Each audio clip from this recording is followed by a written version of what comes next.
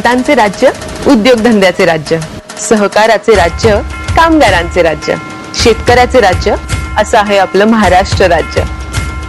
हे महाराष्ट्र राज्य आता सज्ज होतंय शिवरायांच्या स्वप्नातील स्वराज्य म्हणून आपली ओळख निर्माण करण्यासाठी.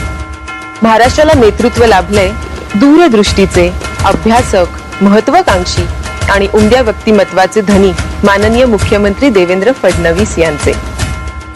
माहिती तंत्रज्ञानाच्या युगात जलद व तत्पर सेवा देण्यासाठी प्रतिबद्ध महाराष्ट्र शासन सादर करीत आहे महाराष्ट्राच्या नागरिकांसाठी त्यांचं स्वतःचं व हक्काचं असं आपले सरकार पोर्टल.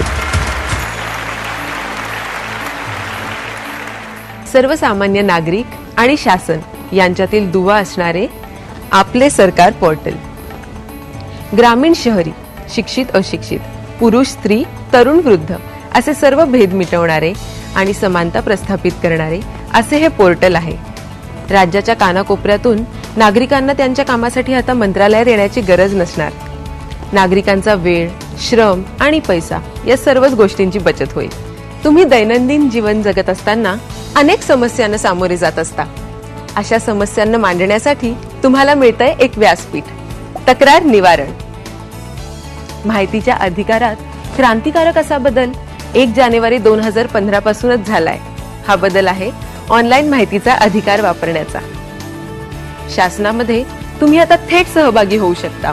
होय, तुम्ही शासनाला सल्ला देऊ शकता सहयोगच्या माध्यमातून. ही तिहेरी किमया घडवणारे हे पोर्टल म्हणजे अगदी जादूच आहे.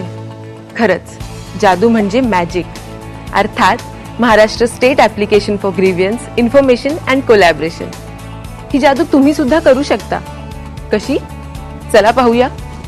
तक्रार कोणाकडे करावी, कशी करावी, तक्रारीचा पाठपुरावा कसा करावा, या प्रश्नांचं उत्तर आहे तुमचं एक क्लिक. हे आहे तक्रार निवारणचे होम पेज. या होम पेजची भाषा बदलण्याचे स्वातंत्र्य तुम्हालाच दिलंय. महाराष्ट्रातील नागरिकांच्या तक्रारी निवारणाकरिताचे व्यासपीठ हा दृष्टिकोन. तक्रार निवारण कशा प्रकारे आणि किती कालावधीत केला जाईल याबद्दलची प्रक्रिया, तुमच्या प्रतिसादाची सुद्धा होणार नोंद. आता पाहूयात प्रत्यक्षात तक्रार कशी नोंदवता येईल. अगदी सहज आणि सुरक्षितरित्या तुम्हाला इथे लॉग इन करायचं आहे.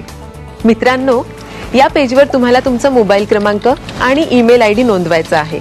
हे नोंदवून व्हेरीफायवर क्लिक करताच वन टाइम पासवर्ड म्हणजेच OTP ची विचारणा करणारे स्क्रीन तुमच्या समोर येईल. हा OTP तुम्हाला SMS द्वारे आणि ईमेल द्वारे प्राप्त होईल. हा OTP टाईप करून पुन्हा एकदा व्हेरीफायवर क्लिक करावे. तुमच्या ईमेल आयडी मध्ये असलेले नाव वरती झळकणार. लॉग इन झाल्यानंतर आपण आपल्या प्रोफाईल मध्ये हवे ते नाव नमूद करू शकता.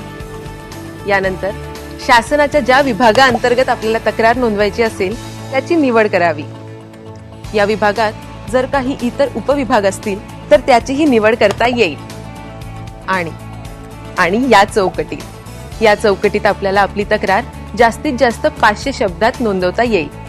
इथे आपणास हा जो कोड दिसत आहे तो टाईप करून सेव्ह वर क्लिक करावे. आपली तक्रार यशस्वीरित्या नोंदवण्यात आली आहे असा संदेश तुम्हाला इथे दिसेल. यानंतर स्क्रीनवर तुम्हाला तुमच्या तक्रारीचा एक टोकन आयडी देण्यात येईल. हाच टोकन आयडी तुमच्या मोबाईलवर आणि ईमेलवर पाठवण्यात सुद्धा येईल. तसंच PDF च्या स्वरूपात असणारी ही पावती तुम्हाला इथे डाउनलोड करता येईल. या टॅब अंतर्गत तुमच्या तक्रारींचा स्टेटस तुम्हाला पाहता येईल. जर तुम्ही एकापेक्षा जास्त तक्रारी नोंदवल्या असतील तर विशिष्ट टोकन आयडी वापरून तुम्ही एकेका तक्रारींचा स्टेटस पाहू शकता. ज्या तक्रारींअंतर्गत प्रक्रिया सुरू आहे त्याचे स्टेटस इन प्रोग्रेस असे येईल. नेमकी कोणती प्रक्रिया सुरू आहे किंवा तुमची तक्रार अन्य विभागाकडे जर पाठवण्यात आली आहे हेही तुम्हाला इथे कळणार हे विशेष. याखेरीज निवारण झालेल्या तक्रारींसाठी रिझॉल्व्ह असे स्टेटस येईल. ही चौकट खूप महत्वाची आहे मित्रांनो, कारण इथे संबंधित विभागाकडून तुमच्यासाठी संदेश दिलेला तर असणारच, पण त्याबरोबरच तुम्ही तक्रार निवारणाच्या प्रक्रियेनंतर संतुष्ट आहात की नाही हेही तुम्हाला नोंदवता येईल. हे आहे कॉन्टॅक्ट अस. या टॅब अंतर्गत तुम्हाला जर पोर्टलच्या हाताळणीबद्दल काहीही अडचण असेल तर संपर्कासाठी साधनं नमूद केलेली आढळतील. मित्रांनो, मतदानाच्या अधिकारानंतरचा सर्वात महत्त्वाचा आणि नावाजलेला अधिकार म्हणजे माहितीचा अधिकार. पाहूया तुम्ही त्याचा वापर कसा करू शकता ते. माहितीचा अधिकार ऑनलाईन उपलब्ध होणे हे सर्वसामान्यांसाठी पर्वणीच होय. या अधिकाराचा वापर यामुळे आणखीनच वाढणार यात शंका नाही. आता तुम्ही माहितीच्या अधिकाराची फी सुद्धा ऑनलाईन भरू शकता. माहितीच्या अधिकाराचा अर्ज भरताना दिलेल्या सूचना मात्र काळजीपूर्वक वाचाव्या. या पोर्टलवरून माहितीचा अधिकाराचा अर्ज भरताना केंद्र सरकार किंवा इतर राज्य सरकार यांच्या विभागांबाबत अर्ज भरू नये, अन्यथा तुमची फी पण जप्त होईल आणि अर्ज पण फेटाळला जाईल. याची कृपया नोंद घ्यावी. हा आहे ऑनलाईन माहितीचा अधिकार अर्ज. कोणत्या सार्वजनिक प्राधिकरणाबद्दल माहिती हवी आहे हे सर्वात वरती नमूद केले जाईल. यानंतर अर्जदाराची विस्तृत वैयक्तिक माहिती भरणे अनिवार्य आहे. या चौकटीत आपल्याला हव्या असलेल्या माहितीबद्दल जास्तीत जास्त 150 शब्दात मजकूर लिहावा. आपणास काही कागदपत्रे जोडावयाची असल्यास ती आपण इथे जोडू शकता. या रकान्यावरती जो सिक्युरिटी कोड आहे तो या रकान्यात टाईप करावा आणि सबमिटवर क्लिक करावे. यानंतर तुम्हाला पेमेंट गेटवेकडे रिडायरेक्ट करण्यात येईल.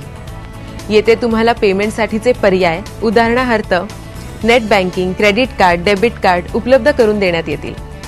येथे तुम्ही तपशीलवार माहितीची आणि प्रक्रियेची शहानिशा करू शकता.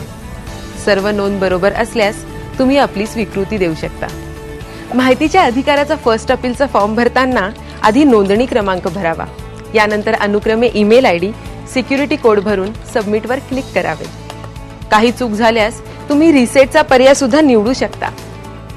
आपला अर्ज सध्या कुठे आहे हा प्रश्न नेहमीच आपल्याला पडतो.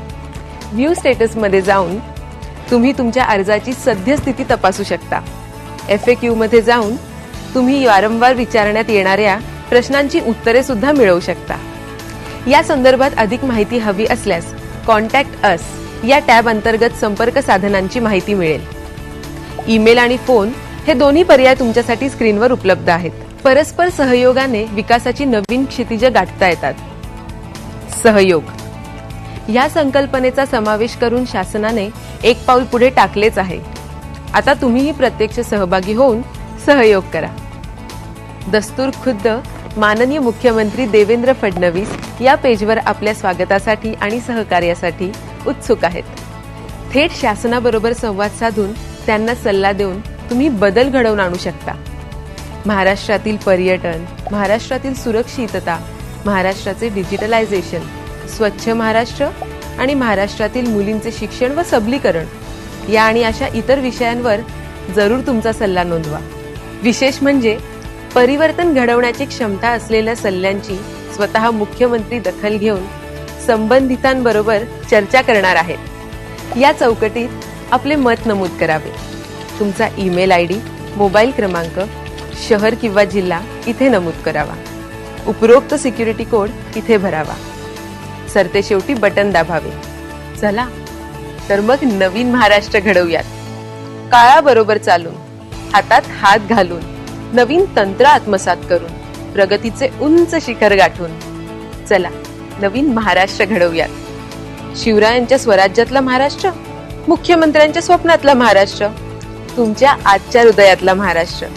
चला नवीन महाराष्ट्र घडवूयात.